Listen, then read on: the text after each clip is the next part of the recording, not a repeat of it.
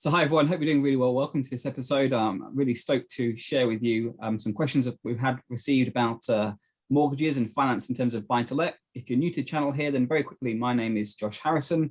I'm a property entrepreneur, and along with my wife Rebecca, we do the buy to let model, particularly the buy, refurbish, rent, refinance.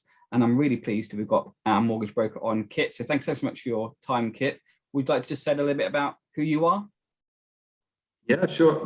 So I'm Kit Peterson, been a mortgage broker. In fact, I started back in 2010. I live in the very beautiful part of the southwest of England. And yeah, we run a small mortgage business here, helping clients around the UK. And personally, I specialize in buy-to-let and particularly helping buy-to-let investors really get started. Even helping experienced investors, sort of take things to the next level. So yeah, really excited to be here. Thank you very much. Yeah, thanks so much for your time. I know how mentally busy it is for you. So thanks ever so much. So these are the questions we received. We've got 8 questions and we'll just work our way through them. The first question is, what is the best way to purchase a property if I'm going to be doing the buy, refurbish, rent, refinance? What's the best way to purchase a property? I would say the best way to purchase a property using the buy, refurbish, refinance, rent method. So cash is always going to be quickest, and I can't hide that fact that cash kind of gives you a way through without a couple of the barriers that applying through a lender might bring up. For example, the lender has to be happy with the property that you're buying. And of course, a valuer might spot things that they need to report back to the lender that the lender might take an issue with. So cash is always going to be quickest. However, many would argue that plowing all of your cash into one project is kind of not really an investor. It's not really conducive with being an investor, because you want to try and hold some money back for contingency and also for finding that next project, which of course might come along before you manage to refinance or sell that project. But of course, the bias side of me would say borrow money and find a broker and explore the different ways in which you can get finance, whether it's through a standard mortgage, bridge to let, or a bridging loan. There are several different ways. So the best, it really all is dependent on how much time you have, how much money you have, and also what it is you're actually trying to do. That's a great question, actually. And we've done all 3. We've done bridge with you, we've done traditional mortgages, and we've done purchasing cash and refinance with you. So thanks for that. Question number 2 then is, how long into the refurbishment should you be before you start to think about the refinance? Yeah, so that's a really interesting question. I've had this question quite a few times of, let's say you've got your bridging loan to buy the refurbishment. You want to get off of your bridging loan as quickly as possible because you're paying, 7 to 12% sometimes. And of course, you might be approaching the end of your bridging term, which might be 12 months. And, time is of the essence. I think many people have heard stories about people who are experiencing long delays with lenders right now. So, thinking ahead, you're thinking, well, what can I do to reduce my risk of going over my bridging term, and to also mitigate the fact that lenders and solicitors are taking longer than normal? I think, it's really helpful if you're using the same broker. So assuming that you've gone and bought the property with bridging finance, for example, it's really helpful if you use the same broker to do the refinance, because you've effectively already started the process. And that can shave a few weeks off because the broker already has your details. They know the ins and outs about your finances, what you own, what you owe, and what you earn. And they'll have evidence of all of that already, including identification documents, for example. So if they've got all of that on file, you've already got a head start. So as long as all of that happens, then you get back in touch with your broker probably 3-4 weeks before you think the project's finished, and the broker starts sourcing a product. And there might be to and fro conversations for a best part of a week before you both decide on the right course of action. And by that point, if you've got, let's say, 3 weeks left of the refurb, I think that's a really good position to be in. What you want to make sure is that you're not paying for a valuation and getting that booked in and putting yourself under undue pressure to have everything ready for when the valuer comes, because some people want, to dress the property. They want, no dust around, carpets down, curtains up, everything, because they perceive that will give them, the best possible valuation. But, you've probably already been working very hard up to that point. You don't really want to put yourself under, too much stress in the last few weeks just because the valuation's been booked. You could always reschedule the valuation, within reason, but then what if you don't have a valuer available in that area for another month? So it's a bit of a juggling act, but I think, the short answer is probably start thinking 3-4 weeks ahead of when you think the project will be finished. Okay, that's great. We're in that very position. I know we've spoken to you already, trying to get the right time, and it is, as you said, a juggling act. You can't. It's an art, not a science. But yeah, get your ducks lined up, and we would definitely recommend speaking to the same person. We don't have to re-explain our context and what we're doing and how we're doing. You kind of know exactly what we owe, what we own, and what we earn already. Yep. So it's I definitely would confirm that. And by the way, our audience are very intelligent, of course. Whether it's you or not, go with a broker and stick with one. That is definitely that's the principle. Thanks so much. So the final question, the third question then is best way to refinance as part of the buy, refurbish, rent, refinance process. Is there anything we've been thinking of the best way to do a refinance? I think again, the best way to refinance is to ideally go back to the same broker. I mean, of course, you might have bought the property for cash, and in that case, it's not applicable.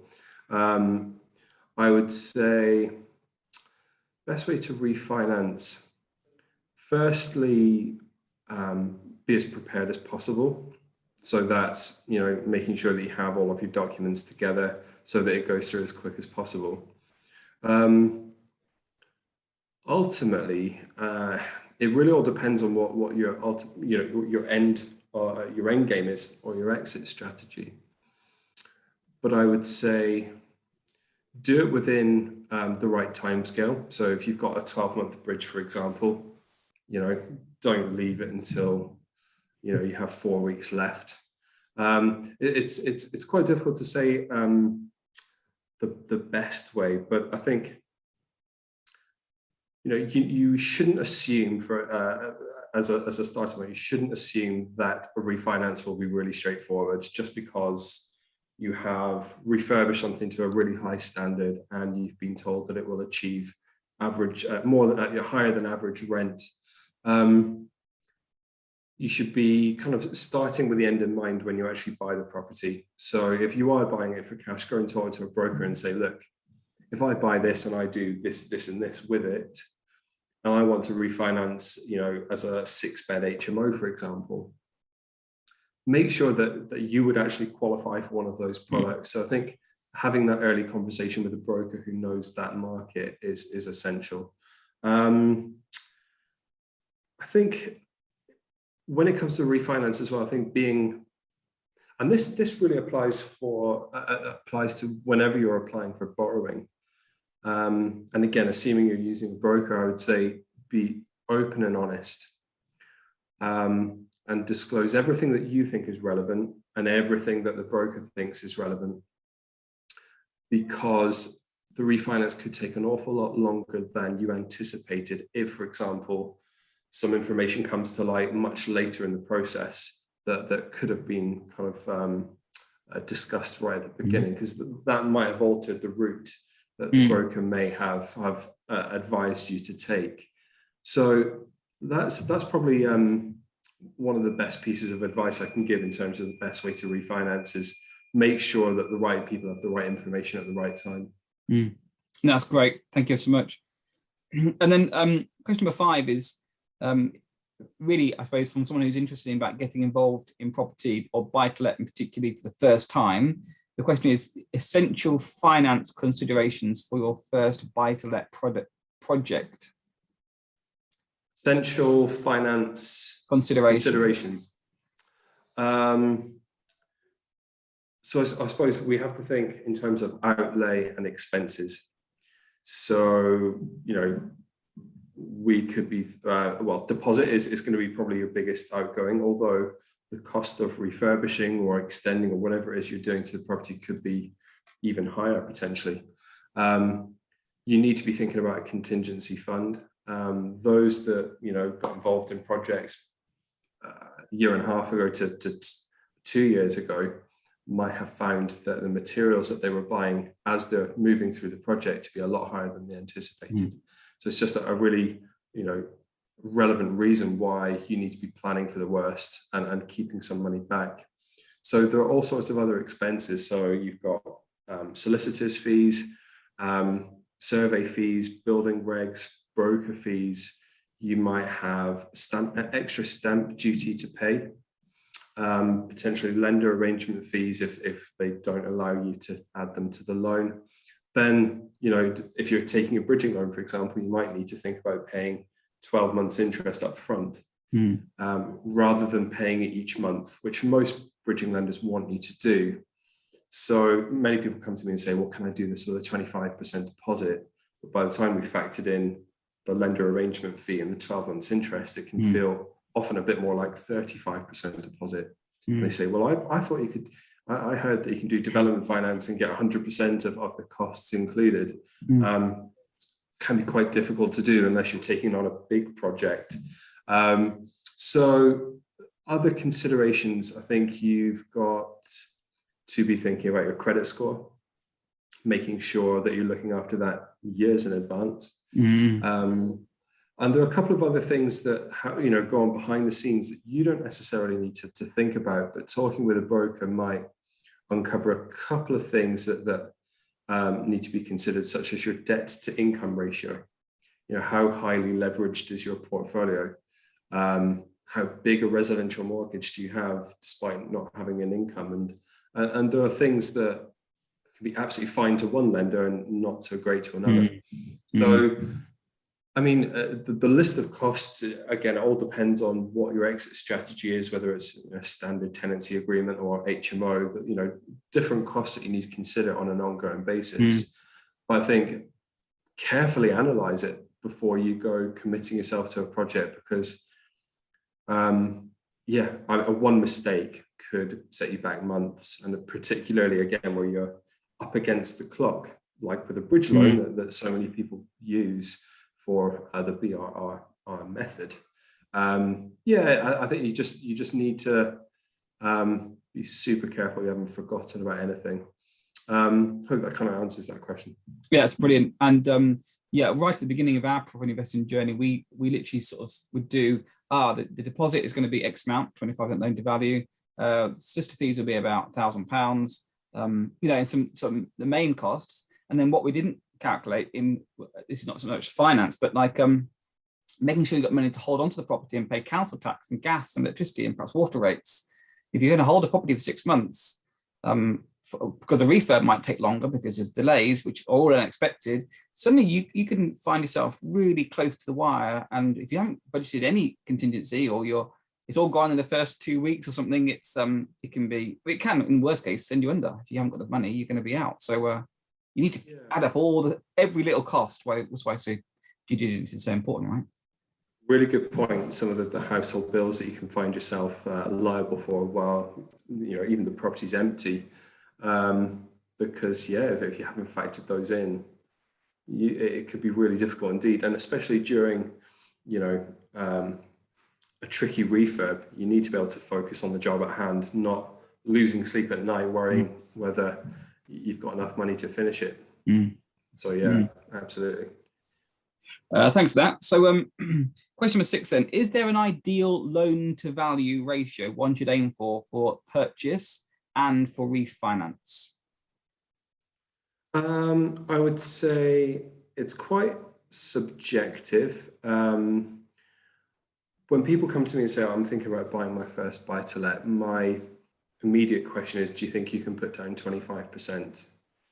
For BRRR, can be a little bit different. You're a bit restricted in terms of, let's say, taking a bridging loan if you do not have 25% plus interest and fees. And there are one or two exceptions where you can get bridging loans up to 85% loan to value. But again, you might find that particular lender needs to have seen you do 2 relevant projects in the last few years. You know, it's not necessarily something for a brand new investor. So in terms of aiming for a particular LTV, I mean, I think, yes, 25% plus your interest and fees. So by the time you factored everything in, you're kind of looking at 35% deposit. In terms of the refinance, I would say, I mean, you can, in theory, refinance up to 85%. It's just that the rates are quite high. So you need to think carefully about whether this investment was really worth it, because the cash flow isn't quite as high if you've got a higher mortgage payment. And also, the higher the loan to value, the more thorough the lender will be in their assessment of you, because of course, if house prices corrected by 15%, you could be bordering on negative equity, which leaves the lender in quite a vulnerable position. If we go back nearly 15 years, people were just handing the keys back to the lender and leaving the problem with them. So, you know, if you are only refinancing, let's say up to 75%, you can expect it to be a bit quicker and to have much more attractive rates. And the other thing I should say is that if you have taken on something a bit unusual, so let's say non-standard construction, or a big HMO, or let's say, just trying to think of a couple of non-standard construction, or let's say a property in a high-rise flat, or a unit above a commercial unit, or a restaurant, for example, you might find that even though you've done such a great job to the refurbishment and you've done it to a really high standard, I think I mentioned this earlier, you might still be limited as to how much you can refinance it up to. You know, many lenders will not lend above 65% loan to value if it's above commercial premises. The types of commercial premises I've helped people get mortgages on in the past. So we've got one at the moment that's above a restaurant. To the side, we have an off license. And to the other side, we have a betting shop, and I cannot get them more than 65% loan to value. Wow. So again, it comes back to having that early conversation, making sure that you're not assuming you can go to 75 or even 80%, even though it's going to be a really high yielding property. So yeah, preparation is key with that one. But yeah, so it's as I say, it's quite subjective. A broker will help you understand what the potential is before you commit to it, I would say. And you mentioned a point there just about, and you've mentioned it earlier, but the early preparation is, we would always recommend, as we did with you actually, speak to a broker before you're thinking about getting involved in it, and just lay out your plan. We hope to do this and this and this and this sort of time frame. No, a rough sketch, a rough plan, basically share your business plan, and then say, do you think we can do it? Because we spoke to a couple of brokers that both said we couldn't do it without an income. And then you know, we chatted to you, and you said that wouldn't be an obstacle, depending upon X, Y, Z, and so on. And but if we hadn't spoken to you, we would have thought our property investing career was over before it even started. So yeah, absolutely. If anyone is listening, thinking, then get in touch with a broker. So thanks for that. Question number 7 then: what can be done to increase the likelihood of being accepted for finance? Lots of things. I think I touched on this earlier. So I would say, firstly, disclosing everything that's relevant. You know, if you don't think it's relevant, say it anyway. I don't think you can go into too much detail. Your broker will tell you, look, we don't need to worry about that, or, you know, the lender won't ask that. So making sure they have all the relevant information, and again, be open and honest. Because yeah, if you're not, it's just going to cause problems later. You know, it does happen occasionally where you get to a week before completion and the fine print in the lease agreement or the management agreement shows that ground rent is going to double every 20 or 25 years. And some lenders just don't like escalating ground rent. So that's just one example. So, you know, so in terms of the best things that you can do is get all the information that you think is relevant and more, give it to your broker, And other things I would probably say, I think I touched on this earlier. So look after your credit score. If you think that you've had a default or county court judgment in the past, it would be wise to keep an eye on your credit file, share it with your broker so they can look at the exact dates that they were registered and the dates that they were paid off and what it was for. Looking after your credit scores is the be all and end all.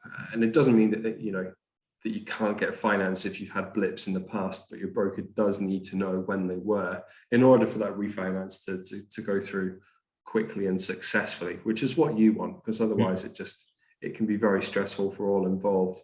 I would say, again, make sure that the property is suitable for lending. So kind of goes back to the previous question, previous answer. Discuss it with a broker. And I would say also that more and more people are now buying properties with deposits from here, there, and everywhere. They've borrowed a bit from mum, grandfather's gifted a bit, brothers, putting a bit in and expecting a bit back out later. You might have met someone at a networking event who's happy to give you 100,000 on a handshake and just get some back when you refinance. Again, all of that information should be readily available for the broker and therefore the lender, because you can expect, particularly for new investors and high loan to value refinances, that the origin of the finance that was used to actually buy the property in the first place will be analysed. And I suppose the word I'm looking for is they want to get to the bottom of things like where it's come from, UK based, offshore, and if there are any interests in the property without it actually being in writing.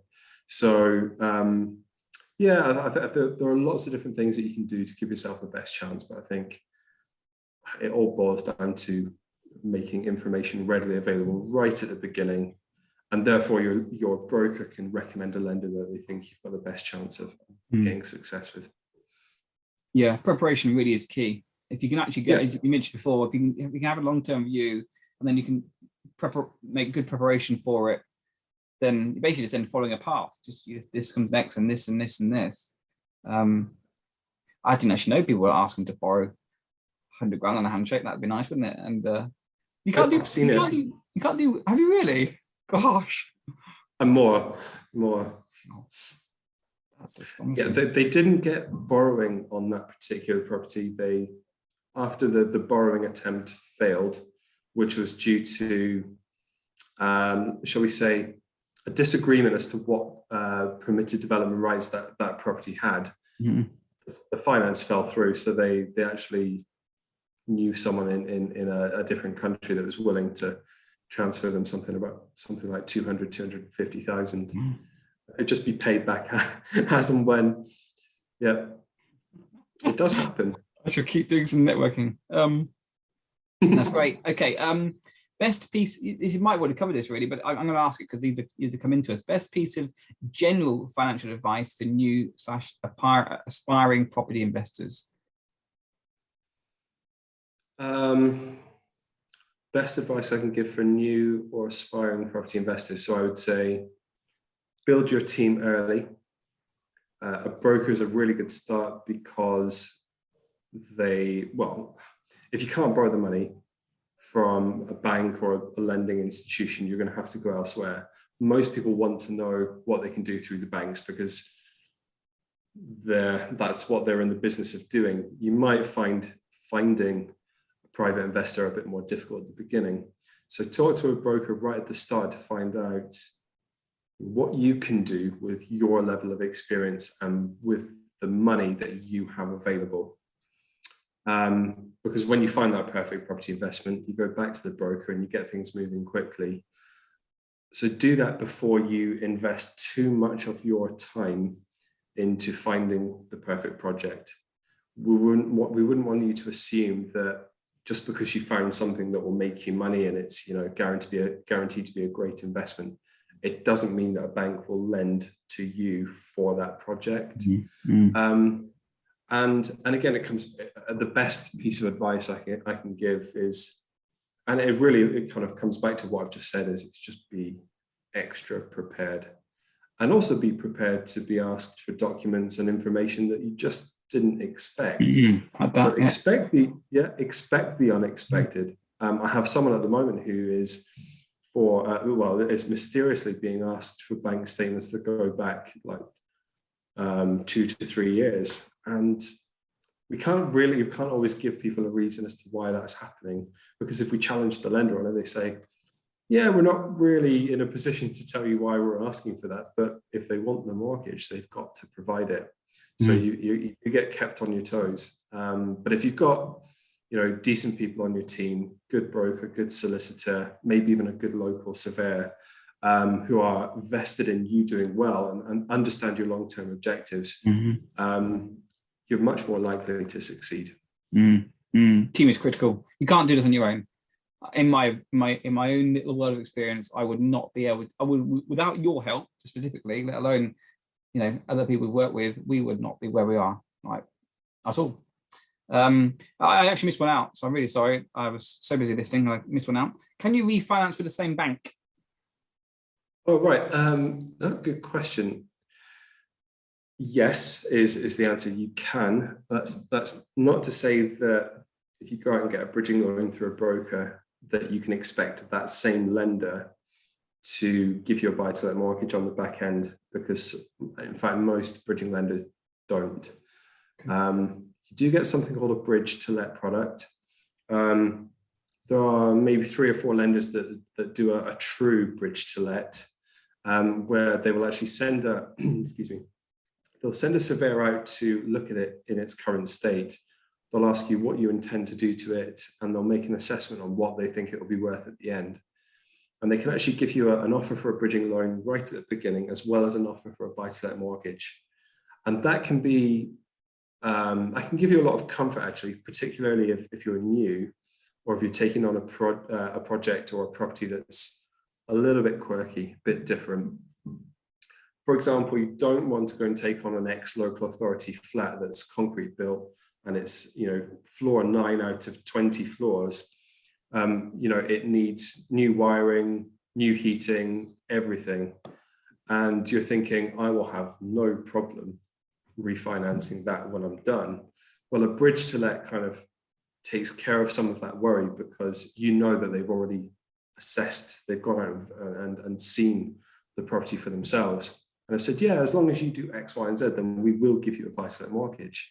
So it's quite attractive to new investors. The downside of that is that you are very limited in your options. So you might not get the best bridging rate at the beginning, and you're very unlikely to get the best buy-to-let rate on the back end as well. So it costs more. Security costs. But that's what it is. It is security, and it's right for some people. Generally, a broker will say, well, look, if you need a bridging loan, let's go over here. And they'll be able to give you a pretty good indication as to whether a buy-to-let lender over here will do the refinance. And ultimately, they want to be sure of that. They don't want to see you locked into a property project that you can't get out of. You absolutely can, and it's becoming actually more and more popular at the moment, I would say. Amazing. Well, thank you so much for answering our questions. That's the ones that we have received. You're welcome. Assuming that someone might want to get in touch with you, what would you recommend people do? I would. Perhaps you can pop a link in the description or in the comments, Josh. But they can book something in with me on Calendly. Calendly, Ly at the end, /mortgage advisor. And that will give you a few options as to what you would like to talk to me about, and you can book something straight into my diary. Perhaps you could always put my email address in the comments as well if you wanted, Josh. Yeah, sure.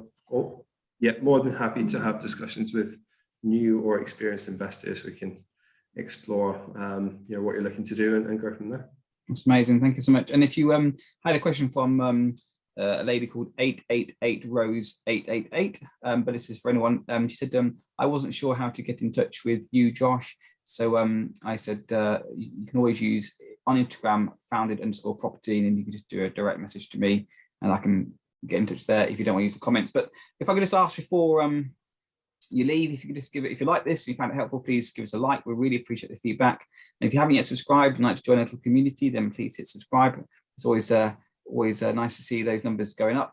But I want to close by saying thanks so much to you, Kit, for your time and answering our questions. We really appreciate having you on. Anytime at all. My pleasure. Thanks so much, guys. Look forward to seeing you in the next one.